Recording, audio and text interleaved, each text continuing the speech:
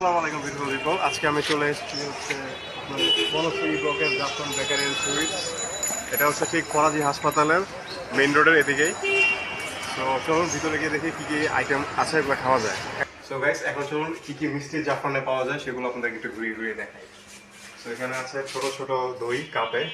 এটা মিষ্টি বগুড়ার দই। এটা হচ্ছে মিষ্টি দই 40 টাকা। এটা হচ্ছে টক মিষ্টি 30 টাকা। তারপর এখানে কাঁচা ছানা আছে, এগুলো দেখাও ঘুরে ঘুরে।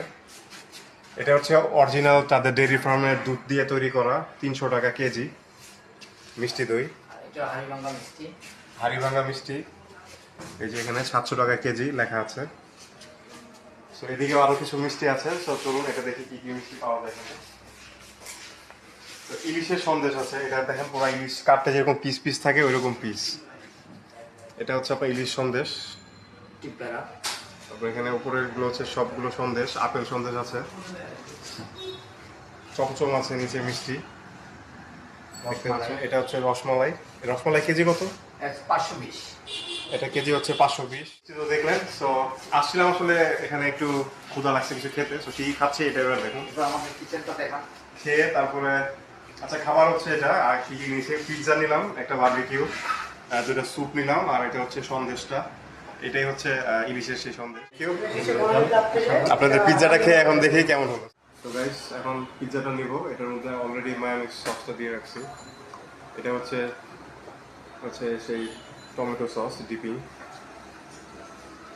এটা শেফ ভাইয়া বললো যে এটা নাকি খুব টেস্টি হয়। সসটা খেয়ে দেখি কেমন। বিসমিল্লাহ।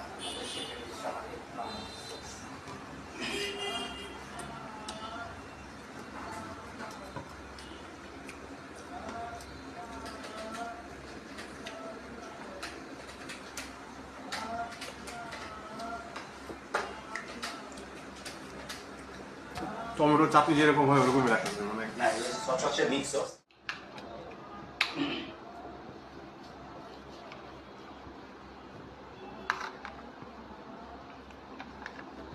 এটা হচ্ছে স্যুপ।